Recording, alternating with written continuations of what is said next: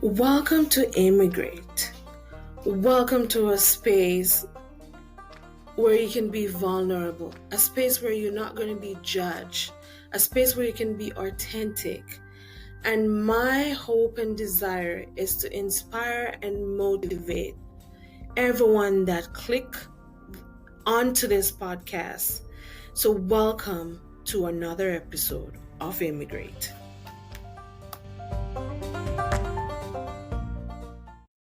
Hey, welcome to another great episode of Immigrate. I'm so excited to do another episode this week. And the last episode was very impactful, I think. How we talked about how Daniel showed and his friends showed us biblically how we can set boundaries when we get into a foreign country. But I also think it's also important that we talk about the healthy boundaries and habits that they establish when we arrive in a country, right? Especially, this is for my newcomers, right? Because I feel like sometimes we don't understand the culture, and on a broad spectrum, North America has kind of similar. There may be differentiations, but it's kind of similar. I want to talk about 5 different ways. Set boundaries. A lot of times we get into countries and we get excited. We understand that, oh my God, we see the flashy this, the flashy that. But I want to encourage you first, what it means to set financial boundaries. Create a budget and live within your means.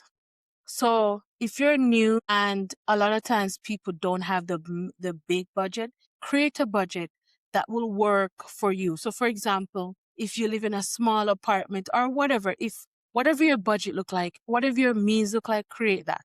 Don't live above that. Avoid taking on debt to impress others. So this goes hand in hand with the financial part of it. We taking out credit cards or taking out things or going on payment plan because we want to impress. It will happen. It will come. Don't feel pressure to spend money, to send money home if it will cause financial hardship. That one line there, I won't stress on it too much because it takes a lot of conversation, and I will do a separate podcast for just that.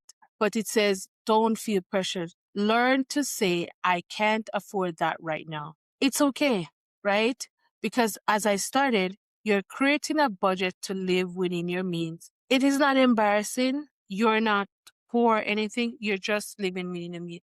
I always use an example. My husband is from North America. I'm from the Caribbean. We got married. We came together. But he walks faster than I do. And I always use that as a scenario that when we're walking, I always have to spread my leg wider to catch him up.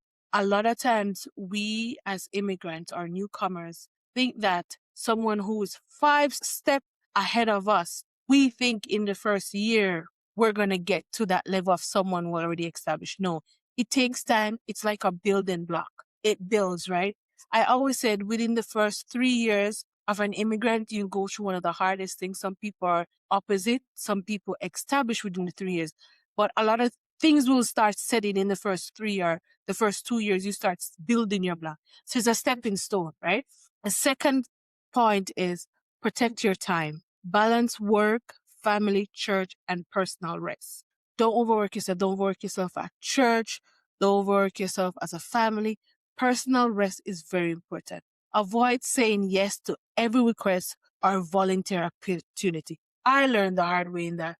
So avoid just saying yes to everybody. It's okay. You get excited and you want to be active, but avoid saying yes. You can say yes to something, but not to every request, right? Schedule time for yourself and your intimate family. Schedule time. One of the things I do enjoy when it comes to summer, it's in Canada, especially in Alberta, where I'm from, there's a lot of walking trail.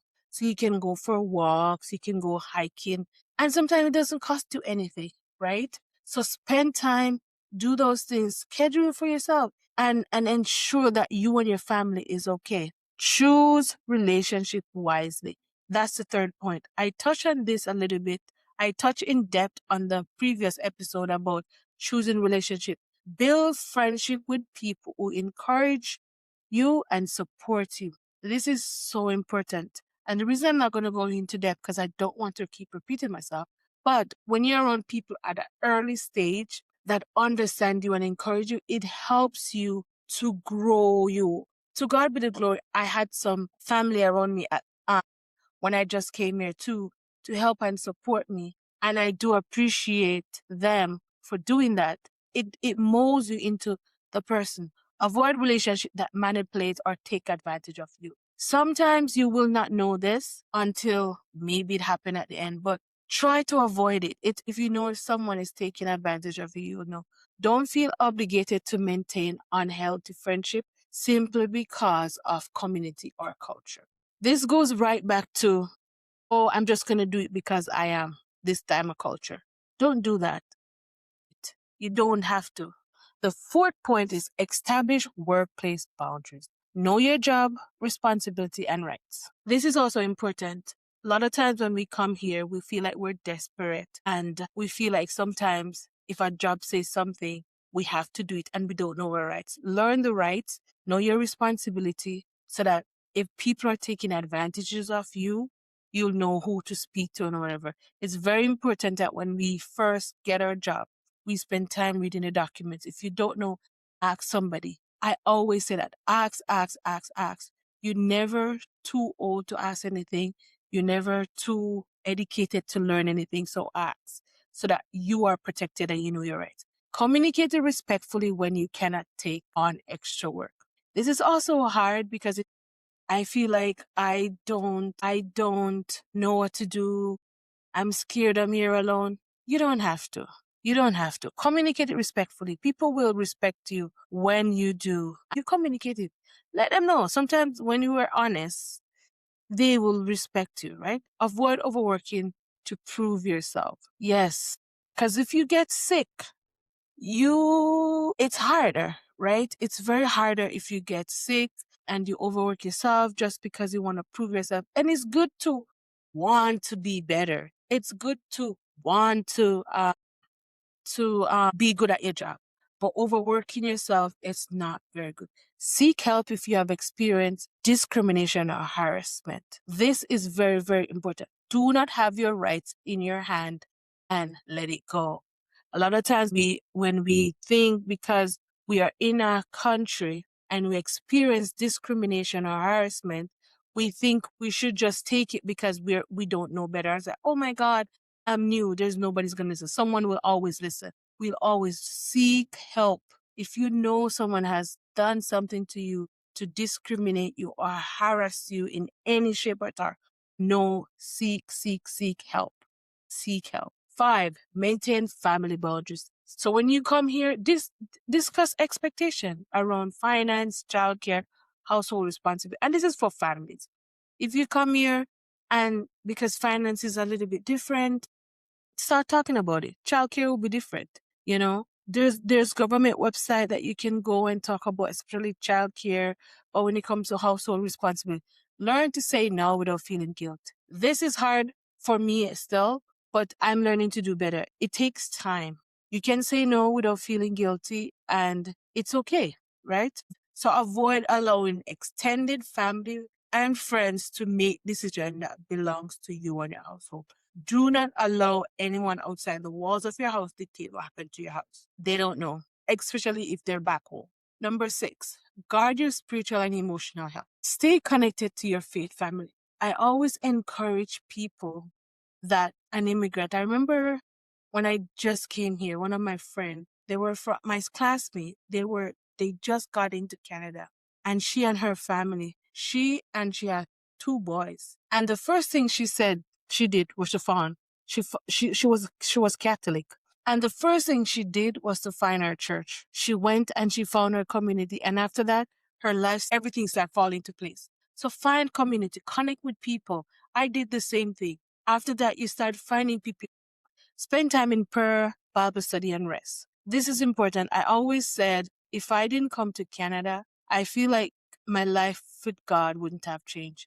My relationship with God gotten better. I learned to start spending more time with Him. I study more and I rest more, right? So that is important because when when it gets tough, it gets tough. And only if you spend time with God, then you can seek counseling or support when needed. It's okay too to seek therapy. I know for some people, they don't like it because they feel like it's like a taboo topic, but it's okay. It's okay. Every school I've went to, a therapist know me. They'll always see me in their office. And it's okay. Sometimes you just need someone outside of your family to vent to and talk to, or sometimes outside your friends group. Avoid people or situations that constantly drain your peace.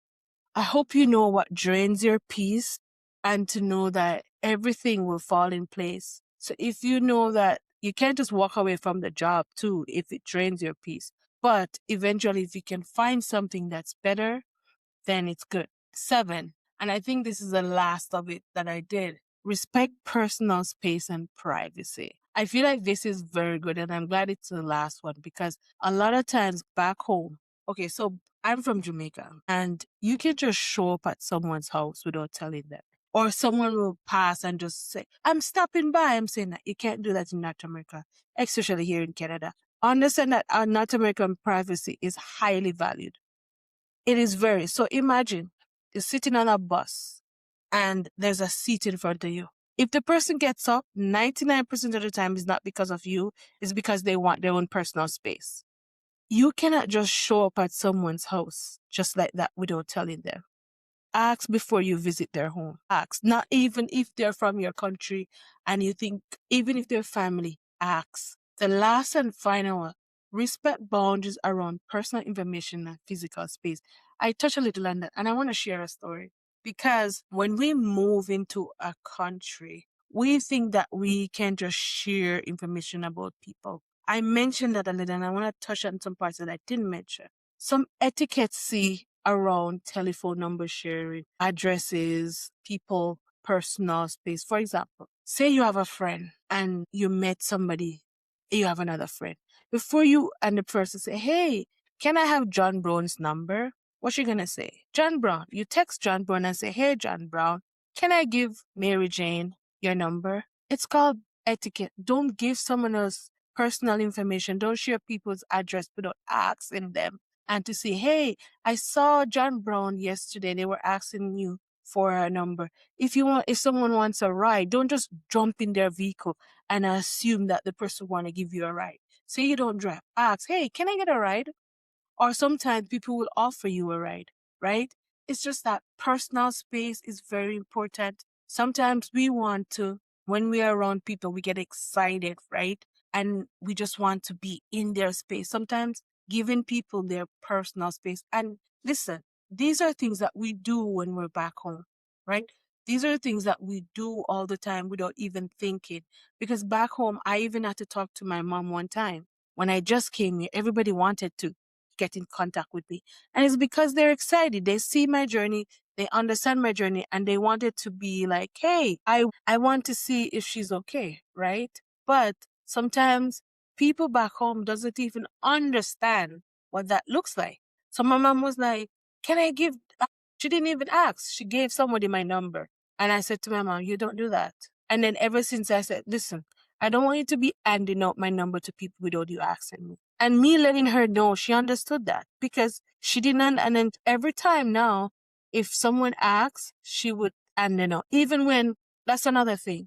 I don't know if it's a culture thing or it's my parents' thing, but I think sometimes it's culture. Someone would ask, how is your daughter? And she started telling them everything. Sometimes I'm like, Mom, if someone asks, you just tell them I'm okay.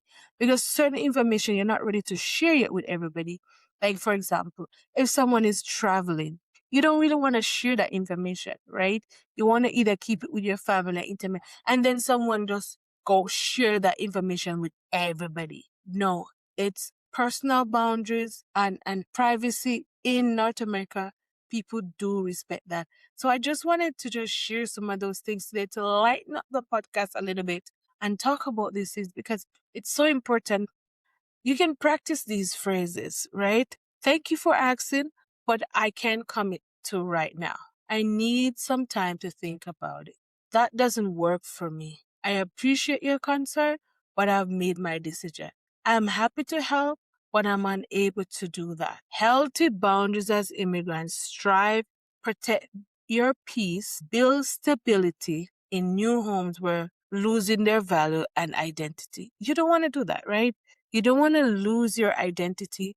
You don't want to lose who you are as a person, right? And I'll go back to a little bit about last week that I did with Daniel on verse 8.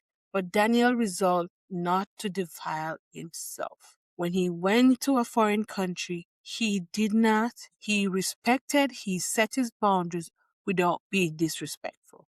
As immigrants, we want to adapt to a new country without compromising our values. And we also want to learn to respect other people's boundaries. So I just wanted to touch on this episode. It's going to be short, but a little bit different. But I just want to say thank you guys again to listening to another great episode of Immigrate.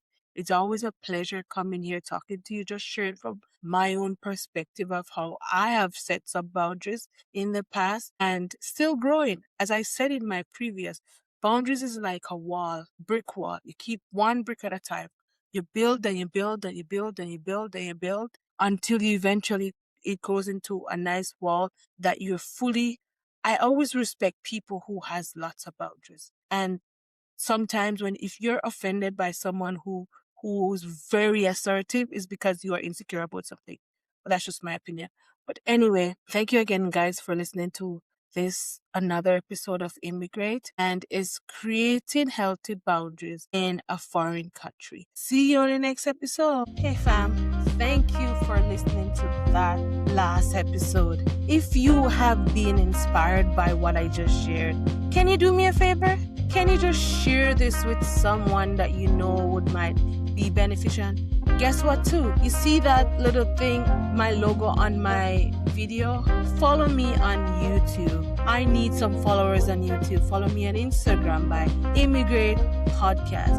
Follow me on Spotify by Immigrant Podcast. Follow me on YouTube by Immigrant Podcast. Just share it. Share it with anyone you know.